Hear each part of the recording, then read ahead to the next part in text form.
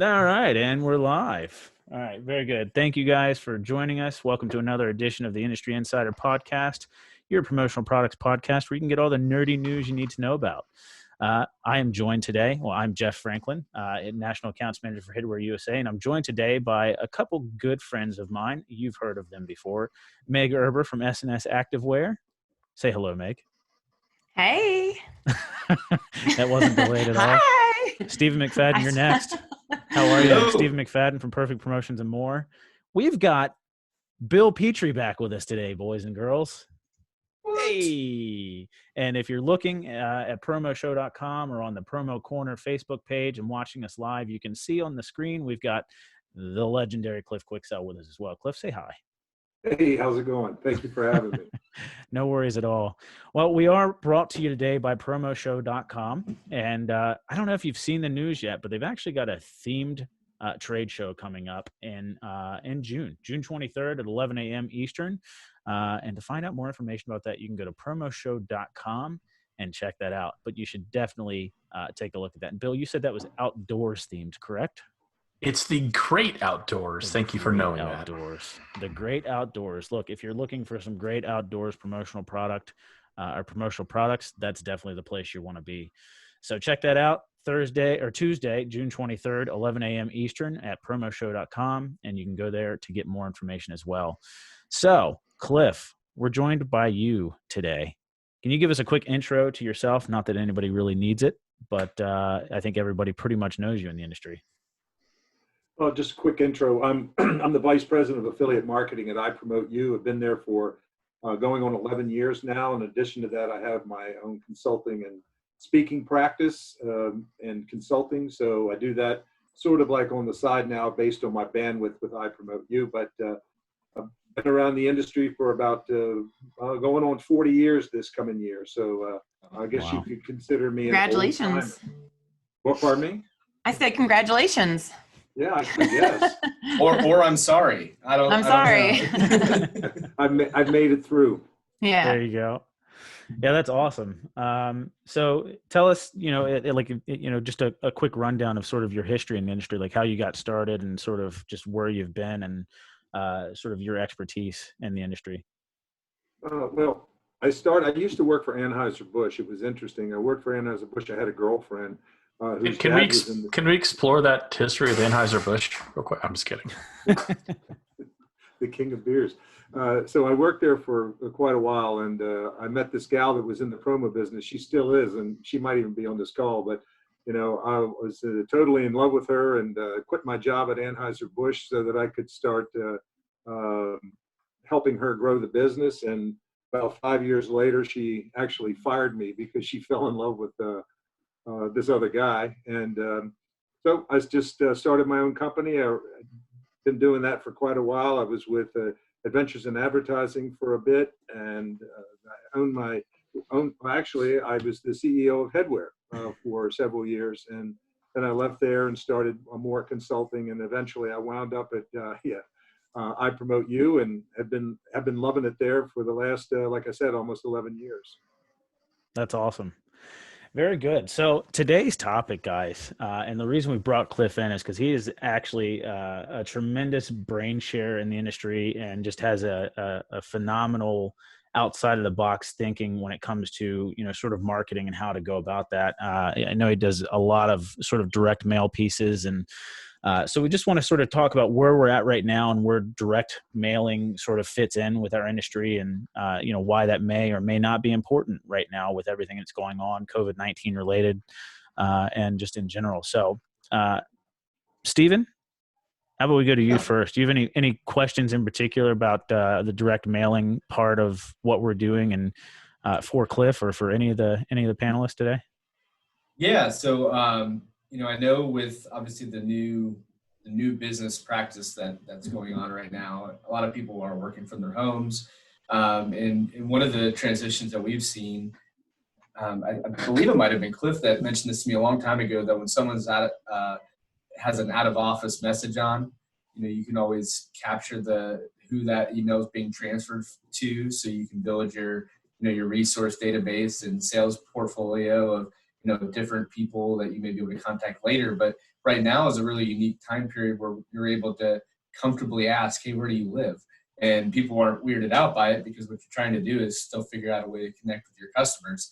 So, in this current climate, direct mail to people's homes have been a lot of our approach to continue to stay in front of our customers when they're not on the computer during normal office hours. And I've seen lots of close examples. I think you've helped win multiple pyramids with some of your direct mail pieces and marketing pieces for several different distributors.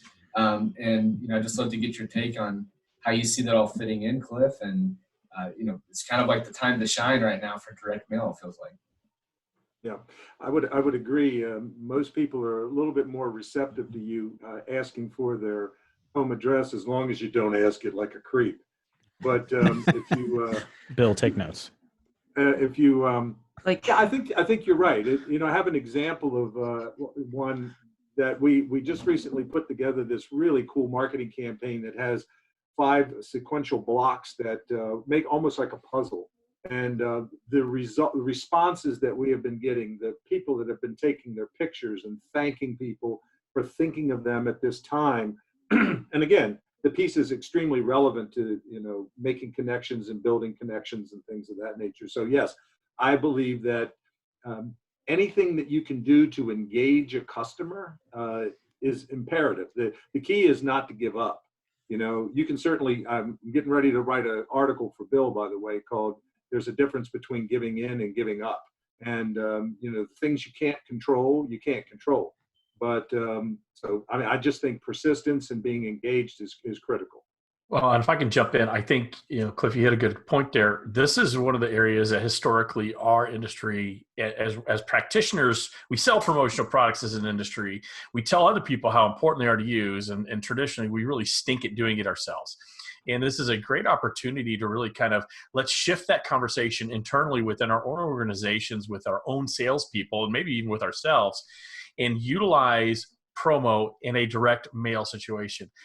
People love dimensional mail. They always do. I've told this story a million times where, I've sent things in things you didn't even know you could mail. If you haven't, I know a story. Rick Green, one of my really good friends, a lot of people know him from Halo Branded Solutions, used to mail things in a tube of it was a fish. It was a translucent fish, but he could mail it. Who's not going to open a fish? And that got results. So, even if it's as simple as a decorated box, when I get the mail, I don't open the bills first. I open stuff that interests me first. And this is a really good opportunity for us in our industry to find things that are dimensional that can be mailed. It doesn't always have to be big and bulky, which means expense. It can be flat. There are a lot of things that can be mailed very, very cost effectively. And in addition to that, Bill, that's a good point. For your listeners, it doesn't necessarily have to be a promo product either. The whole idea of engaging folks is really critical. I remember, I forget her last name there, but Mary Ellen Hudica was telling the story once of how she helped her husband at the time create a marketing campaign that engaged corporations to talk to her husband about doing events during the summer, like summer events. So they actually took a watermelon and hand wrote a message on the side of the watermelon and put a label on the watermelon and mailed it. Now, I don't know that you could do that now, but nonetheless, I always ask the question, if a watermelon landed on your desk with a message, would you read it? To your point, Bill. And it wasn't a promo product, but it was certainly engaging. I had a group of folks that when I was speaking in Canada, took the idea and did that on pumpkins and mailed pumpkins out and said, let us help you pump up your sales in the coming year. And they said they had massive responses to that too. So I think a lot of it has to do about being different than we currently, not being like everybody else, but to your point, Bill, doing things a little bit differently and unique. You have to be creative in this whole unique situation that we're in. You have to do something different than everyone else is doing. Sorry, Bill, didn't mean to cut you off. No, that's okay. One of the things I like about dimensional mail, especially like a tube, I always think in terms of whenever I send something direct mail, I think of how can I get my piece on top? And so that's why I love the fish thing. You can't put flat mail and a fish will roll off, or a tube. You can't put tube. That's going to be on top. And so that's going to be noticed. So I think packaging. So Meg, what were you going to say? I don't even remember. Just about. I'm sorry. It's okay. No. It's just all about being. This is why I've been banished from the podcast the last 3 weeks. So the other day I got something in the mail from Common SKU, and I was like, "Ooh, what is this?" Actually, I don't even know if I knew, but I finally got it open because I'm a little challenged. I don't think I was one of the first 500. No, and and it was filled with like really cool stuff, and I didn't even know it was coming. So it was really a nice gesture to have that. But I will say SNS has been doing these marketing campaigns, these mailers, and I think it's all about trying to be outside the box and be creative. I'm just going to show you this one piece that we did last year because I personally think it's so amazing. I keep it on my desk. So we put out, I think it was Next Level last year, came out with this, their festival collection, and we sent out this marketing piece. Let me move my mic. And it looks like a record. So we're actually advertising it like it's a record. So you pull it out. Sorry. And it has the 32 singles, you know, so it'd be like a record. And then you pull it out and then you actually have a shirt inside. So sending this to our customers, they can actually use it and show their customers just some of the unique ways that they can help them be different. But I really thought it was really cool. So I wanted to show that. Just something different, looking outside the box. No, we're not selling records or labels or anything like that, but we are selling shirts that have high 32 singles. That's you know. brilliant. So. This was a little bit before my time, Meg. So could you actually fit 38 singles on a record? 32? I don't know. I don't A and B, I did have a short songs, Madonna. maybe? I did have a Madonna record though back in the day. I thought it was pretty Very cool. nice. That's a brilliant idea. Yeah. I thought so too. R&D that at some level? Say that again? You mind if I R&D that, rip off Yeah. and duplicate that? Yeah, I think that'd be really cool. I mean, I'd have to ask marketing, but I can definitely see if I can see if you have any extra ones, and I'll send you one, Cliff. So I had a question for you, Cliff, and this is the challenge I have, and maybe you can help speak to some of this. But every time I've done a mailing, it's gone so well, right? But I talked to a lot of people who said the same thing, but we don't continue to do them. You know, like we do them out of necessity or during slow periods, or you know, we just did one not too long ago. I think Jeff, I might have shown you a picture of this, but we sent a little card that says, you know, working from home sucks because of this new vacuum we just sent you, and it's like this little, you know, desk vacuum, and then see, I don't know what day it is until I got this perpetual calendar, and it's got this little calendar, and it's like, and then it says, and don't look at me, and it's got a little camera cover, you know. So it's like we were kind of punny with it, and we sent it out, and it had amazing response. And I thought to myself, I was like, why haven't we been doing this more often? You know, it's like we're only doing it in necessity, but they're so effective, and you just have to keep up with it. What do you think the challenges are for people just to do this? Because you don't hear about people doing it at all. It shows your belief in the products that you're selling too. And I think that's, you know, we said it earlier, like, you know, we sell promotional products, but we're the worst at actually using promotional products to get our point across. And that's what I love so much about the stuff that Cliff and even you guys have just talked about, you know, just in the last couple of minutes, like the fact that you're actually using the products that we sell to show the power of the products that we sell is amazing. And I absolutely love that. And Cliff, I know that we've talked extensively about some of the different campaigns that you've put out there. You know, even back when you were with Headwear, that was still sort of you were in the mindset of doing that kind of stuff. You know, we talked about cutting the hat in half and sending that out, and just saying, you know, we've racked our brains, couldn't figure out how to do, you know, less than one piece minimum, but you know, this is what we came up with. Let us know what you think about it. You know, and it was just absolutely brilliant. We use that story all the time, Cliff. So we should be sending your royalty check, but you know. So Cliff, walk us through, as a distributor or a supplier that wants to do a mailer, like what's the storyboard of this? Like, what do you tell people to think about when they're about to do this, and how to execute? Or well, I mean, look, I mean, each of you have shared an example of things that can be done. I think the bigger point to what you asked a minute ago, Stephen, is why don't we, when it's successful and we know we get great accolades, and as human beings, we love it when people go, "Oh my God, you were fantastic." I mean, why do we stop? And here's the thing that's beautiful: walk a show floor and look at the hundreds of thousands of products that are sitting there. I mean, and I think what happens is people become so overwhelmed with, what do you do first? You know, but once you, like this thing, I sit there and listen to you about working from home sucks and you send the vacuum. And, I think that that's brilliant. That is brilliant. So the question is, people think, well, I have to do that only with clients. Why wouldn't you do that with prospects? And if it's successful, why wouldn't you do it? If it's not quite successful, why don't you analyze it and say, why isn't it? Are you interviewing the people that you're sending it to and saying, what did you think about it when you got it? When you received that in the mail, what did you think? What were the positives? What were the negatives? And then take that information, tweak the thing that you're doing, and just make it better. It's astounding to me that people that have success with certain things, they stop. And I personally think, as crazy as it sounds, that a lot of people are afraid of success. I agree. I have to agree with you. And I think right now in a time where people's inboxes are being so inundated with email blasts and just people like us that are just actually caring about their customers reaching out, I think doing direct mail right now is just the perfect time. You got to get creative, got to work with your vendors, work with your, if you're an end user, work with your distributors, but come up with something. Find out what the end game is. Who is your target audience? What's your end game? Are you trying to get new customers? Are you trying to keep the customers, retain them, trying to just find new avenues, and come up with some plan, like a business plan when you're starting a new business. And I think once you can nail down all of the targets and what you need to do, then the ideas start coming. Reach out to a couple of your top suppliers, your top partners in this industry, and see what they have to offer. You can put a little box together like commonsku did with a mug and pens, and I can't wait to use this tomorrow. So I'm just really excited. I saw, Bill, you were using it. You had a nice slow pour of your whiskey or your bourbon. Just kidding. It was apple juice. Just kidding. Why don't we anticipate things as well? So for instance, we know there may be situations, for instance, that you won't be able to get people's home addresses, but we know eventually people will be going back. So why wouldn't you do a mug? And why wouldn't you do a creative box that says, I've been waiting for you? Yeah.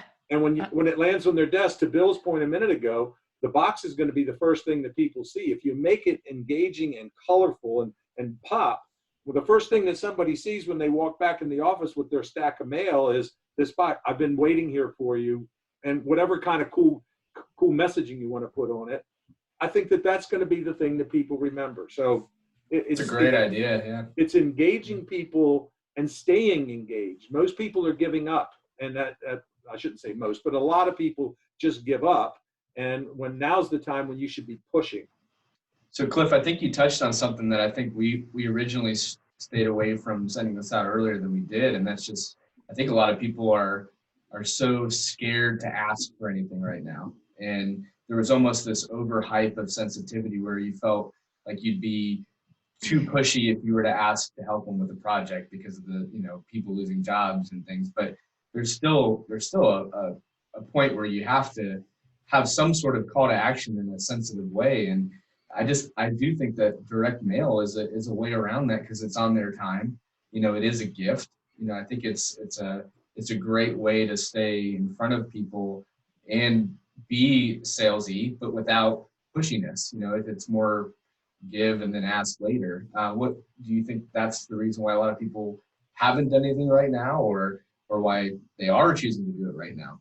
I think that that's a big component. I think a lot of people are they feel like, oh, I don't want to be asking, for business because God knows that, people are struggling right now, and there's a fair component to that. But on the other hand, here's what I think is that it's important that your customers know that you haven't gone anywhere. Yeah. That you're there. That you're still there. Exactly. When that pendulum swings back, they're going to want to know that they can depend on people because, look, budgets are going to be there, maybe not at the level that they were, but these people need to get back to work. They need to engage with their customers, and what better vehicle to do it than what we have. Exactly. And so here's a great opportunity for, again, staying in somebody's face. And it doesn't have to be about salesy. Maybe it's a messaging that we're here, we're not going anywhere, we have ample resources, we're poised and ready to go. I think that every one of your listeners, if they're not doing it, should be, first of all, how about sending a direct marketing piece to all your suppliers that have been still behind the game and are still working? I think that's a great idea. And at the same token, look to the suppliers that are offering free spec samples. I know, Jeff, your company offers free physical samples in many cases, free Yep. specs. If it were me, I'd have all that stuff lined up, ready to go. I'd have everything, spec samples, virtuals, everything. So as soon as you start seeing things open up like they are, I would start firing that stuff off, because you want to be top of mind. There's a lot of people sitting waiting for things to open. And then they're going to be so far behind the 8 ball, it's not going to be funny. That's exactly what we did too. Like when all this sort of first hit, we weren't quite sure what we were going to do before we started selling the face mask. That's really what we did, is we doubled down on the perspective stuff just to keep the staff busy so that we didn't have to let anybody go. And I mean, that stuff is now coming in and it's just stacking up, and we're ready to start shipping it out to the people that stuff has come in for. And they're going to have so much stuff prepared and ready to go for those people that actually took the time to do that. So just an absolutely amazing, thing for those folks to have taken advantage of during that time. Yeah. So just got a couple things that we'll sort of pick in on from Facebook, and then we'll sort of start to wrap things up. But, there's a couple of people that said, Jeremy Picker chimed in and said he loves the idea of, possibly trying out direct mail. He says he's never really done it, but would love to do that. Jeremy Witt says, call me paranoid, but right now during the pandemic, he's wearing gloves to opening his mail, regular mail or even packages. Completely understandable. You should still sanitize everything, but it doesn't change the fact that direct mail is still going to be, certainly relative. So anyhow, any closing remarks from any of you folks? Bill, how about we start with you? I have no closing remarks at this time.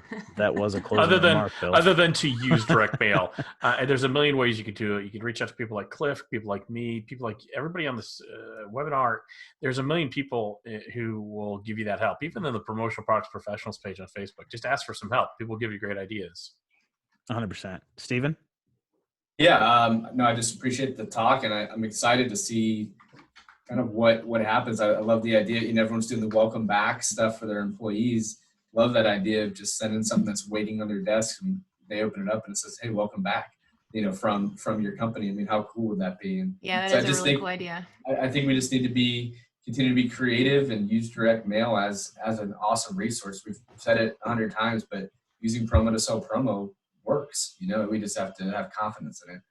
Absolutely. Meg Erber, closing remarks. Yeah, the last thing I want to say is that, I might not have been doing my own direct mailing, but I know I was sending out care packages. And I think that's another point you can do. Just letting some of your better customers or all your customers even know that you're thinking about them. Just sending them, send out a t-shirt and a hoodie, or a pair of lounge pants and a t-shirt, something that was tangible that they can wear while they're working from home.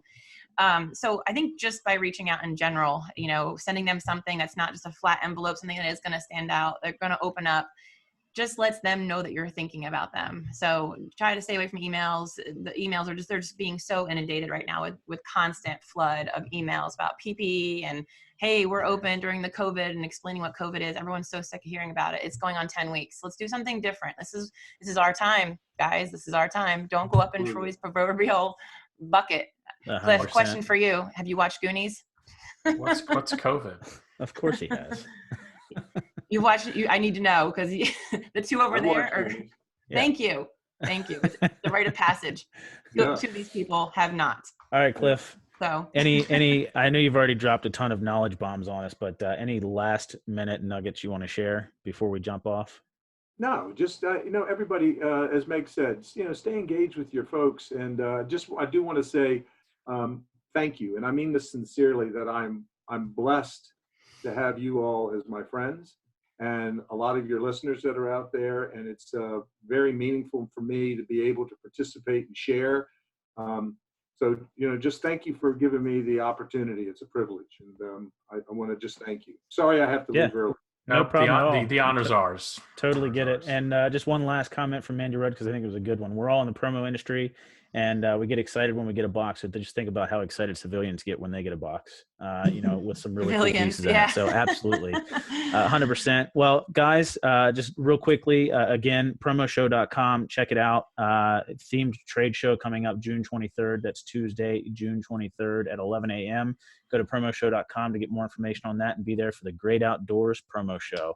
Really appreciate you guys tuning in. Cliff, thank you so much for joining us, and we'll see you around. Thanks, guys. All right, man. See you guys. Take care.